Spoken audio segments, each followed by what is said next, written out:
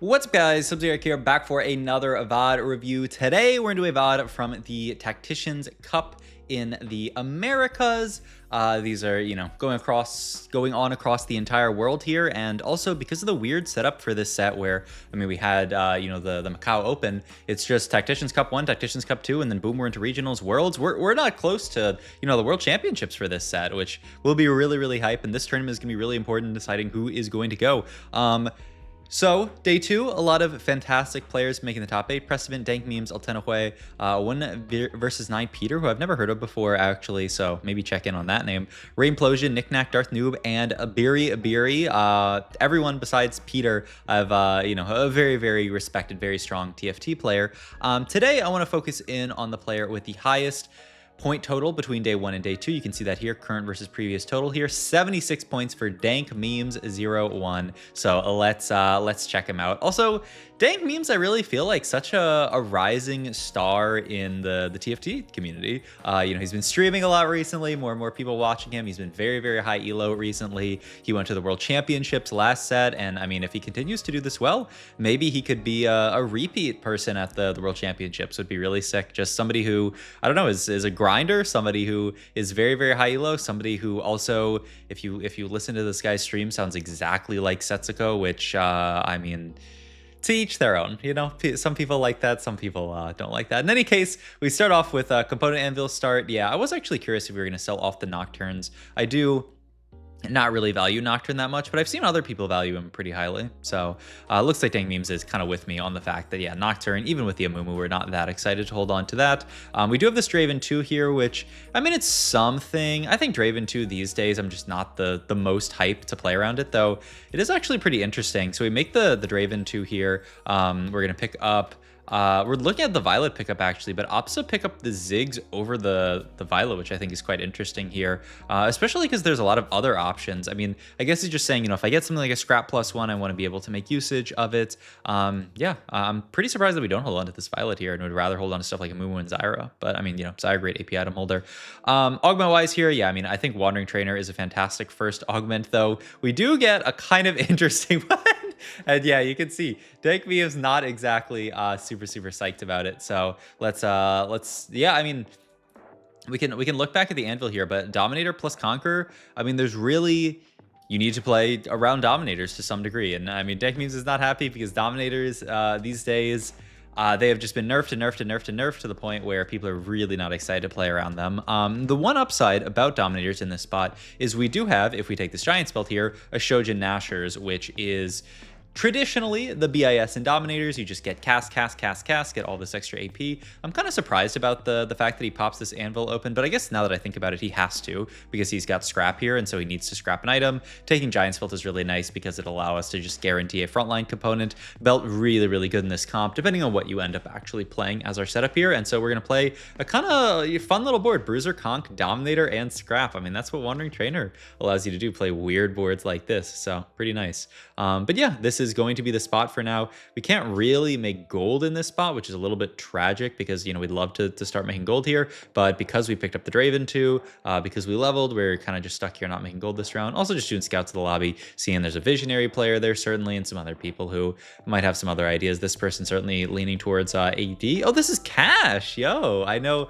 My only thing I know about Cash is that they were super high elo in Kai's Project PBE thing. If you guys never played in that, it's like a ranked ladder for the PBE. He's doing that next set, by the way. Signups, I think if you Google Project PBE, you can probably find it. Signups are open right now if you guys are interested. No ad, by the way. But Kai, if you want to send me a few bucks, I won't. I wouldn't say no, but Cash, I think, was like rank 1 in Project PBE, so cool to see them, popping off in an NA tournament, well, an Americas tournament, now that we're all merged up. But yeah, so far, nice win streak here, playing around the Ziggs these days.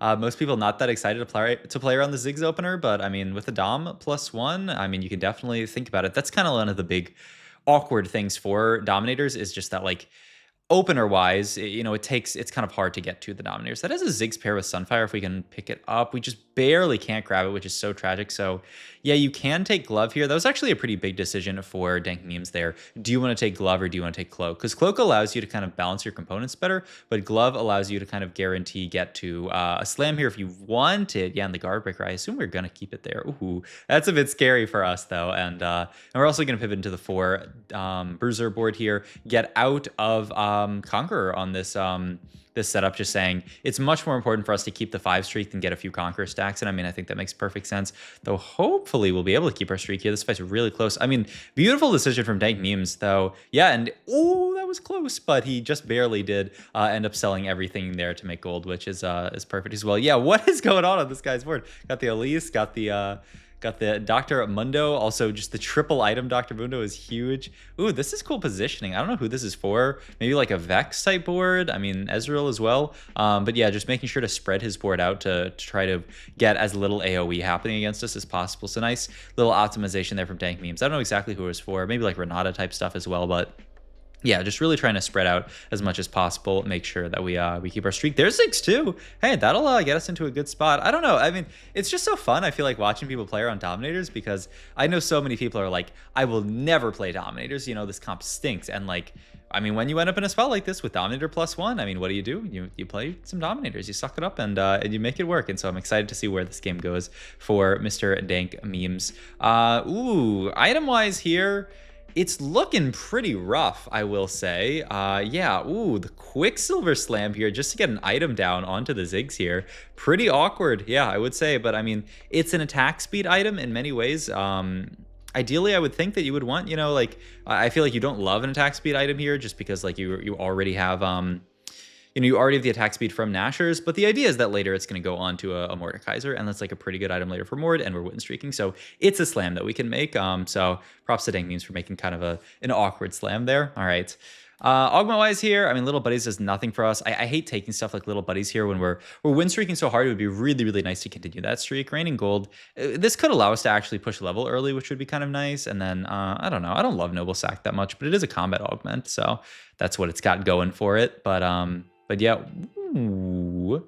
And I think Memes here, he's looking at the stats, 4.06 if you have 2 Dominator emblems, which is not amazing. It's not terrible though. And okay, he's gonna take it, the double Dami +1 here. Throw the Dominator emblem onto the Trundle here, get in the 4 Dom. I mean, the big nice thing about this Dominator emblem is that it allows us to spike to 4 this round, which is a pretty big spike, getting 4 Dominator in, and then especially once we get the other couple of Dominators, then we get really early 6 Dominator in. It's also gonna make our board pretty interesting just because, we can play 6 Dom on a board that would normally be playing 4 Dom, which, I mean, sounds pretty nice in theory. The only downside is that's all of our augments right now. All of our augments right now are allowing us to play 4 Dom or 6 Dom or whatever. Some scary stuff. We see Visionary +1 for the Visionary player. We see this guy who's got the Forward Thinking. So this guy's going to have 1 trillion gold. I mean, honestly, we really want to keep our streak because if we could roll on 4-1, we would be able to roll before this guy, though. I mean,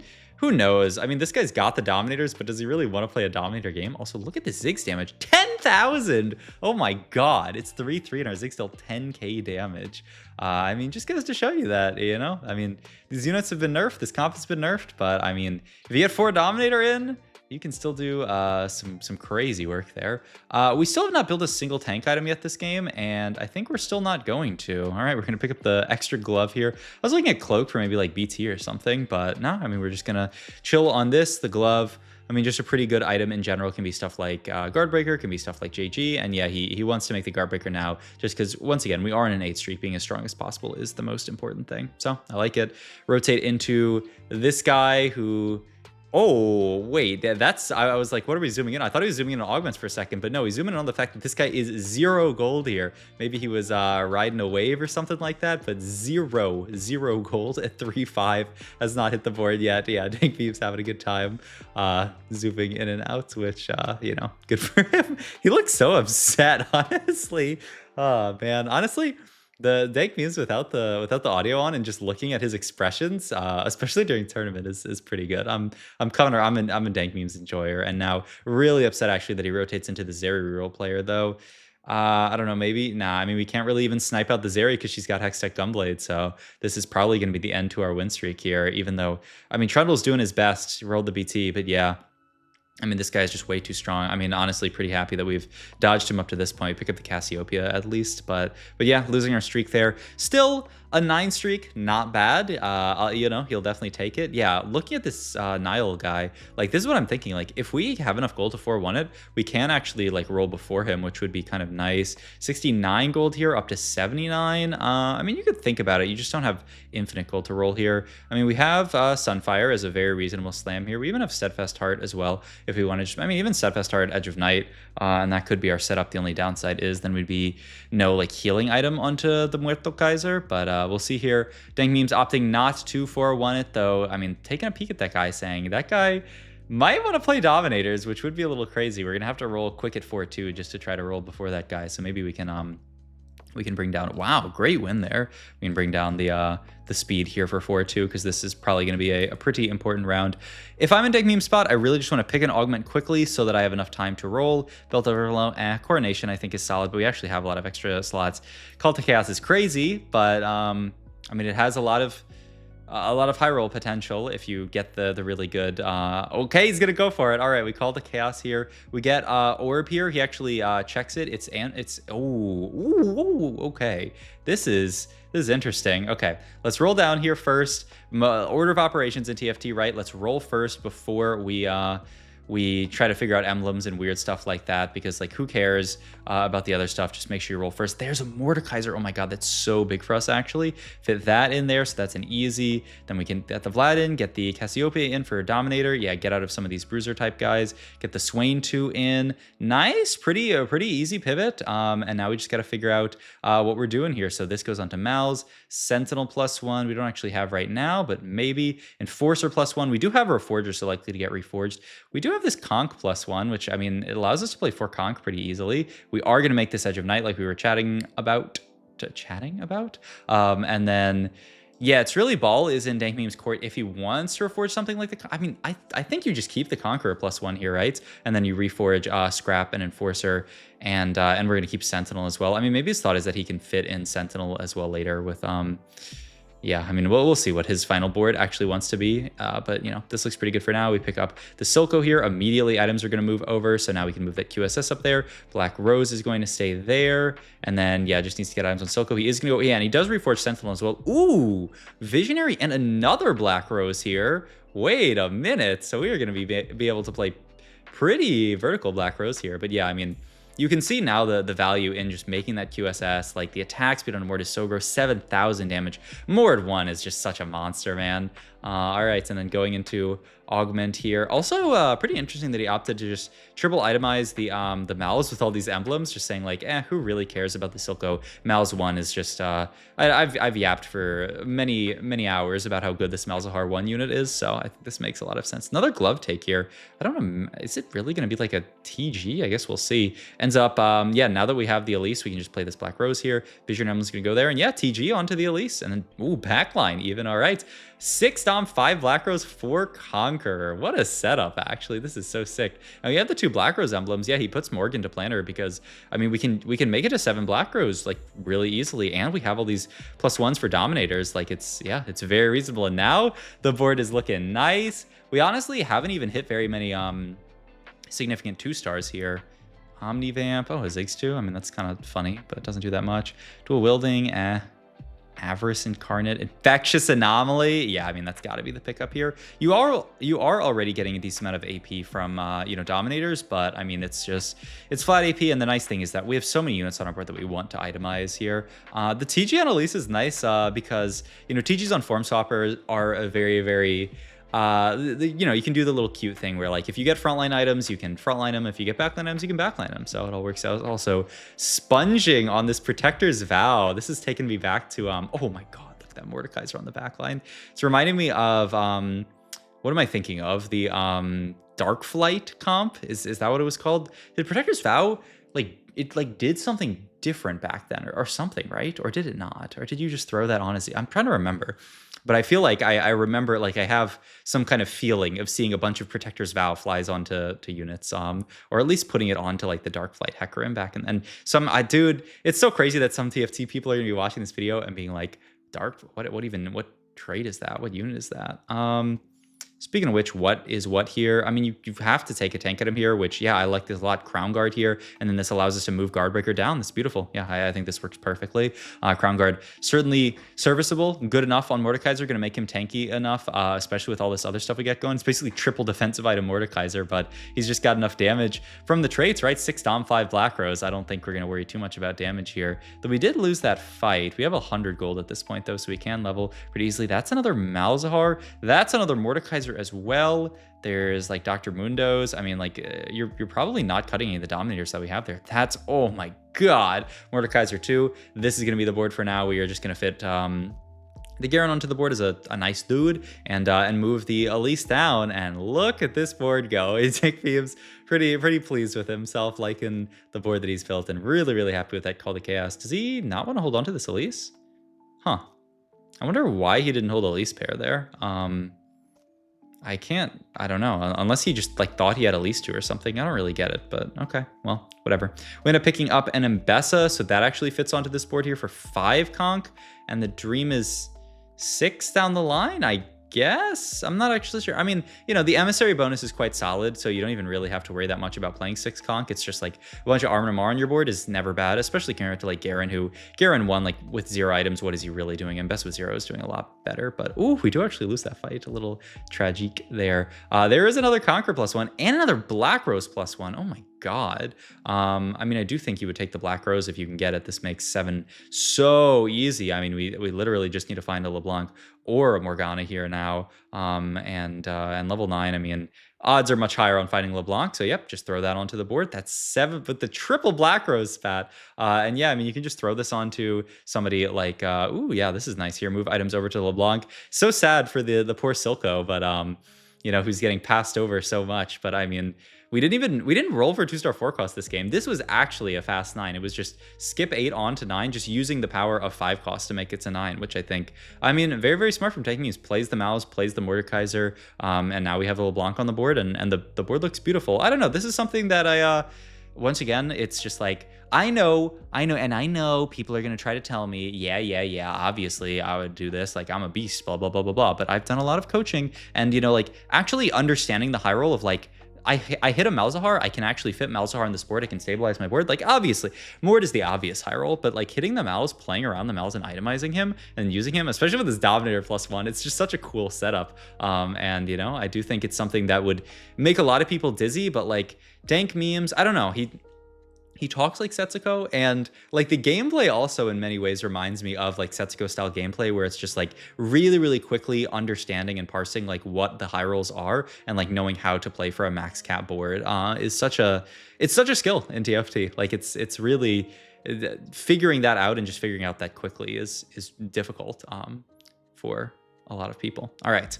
Yeah, I mean, Static Shiv here is fantastic. We actually had no MR Shred prior to this, so I mean, that's really nice here, and it's just going to go into the LeBlanc and then move over some more of these emblems. Just double emblem on the Silco here, just kind of throwing whatever onto him, because yeah, I mean, the Visionary is not like the biggest thing in the world. It's like fine, you know, it's a random trade-in. And yeah, I mean, just looking at this board, also, ooh, it's a smart call from Dank Memes to say, the only thing that I need to worry about here is not going first. So why would I actually roll here? Though I wonder if he's going to start rolling soon, just because he's like, well, I'm so strong that I just need to stop people from ever hitting anything. Looks like the answer is no. Looks like, yeah, he's still going to chill on this board with the idea, ooh, so this, what the fuck?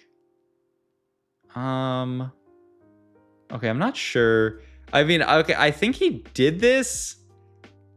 I saw a screenshot of this. I'm pretty sure he did this just because he plays the Amumu Little Legend, and because he didn't need any more placements this game. And so he just wanted to get the little screenshot of the Amumu Little Legend, which is a little bit BM, but I mean, he wins the fight anyway, so can you blame him for it? Oh my god. I mean, and this Amumu looks pretty sick here, honestly. Black Rose, Visionary, Dominator. Yeah, okay. Yeah, he's doing it for the theatrics. Oh man, I mean, how could you not love it? That's actually so sick. All right, and yep, 7 Black Rose here, sitting on the board with 5 Dominator. I mean, who really, I mean, he's just, this is his emotional support of Mumu, and is it going to be enough to win the game? I think it will be, yeah. Emotional support of Mumu on the board still wins the lobby. I mean, that is some next level BM as well from Dank Memes. So, I mean, a really, really fun game. Congrats to Dank Memes for beasting on days 1 and 2. Really, really excited to see who ends up winning out on day 3. So, hope you guys enjoyed this video. If you did, please like, comment, and subscribe. Check out my Twitch, all my other links, my Metafy, because I don't stream as much as I coach, so check that out. All my other links. Check out my VOD channel as well, actually. I've been posting a ton of coaching stuff over to there.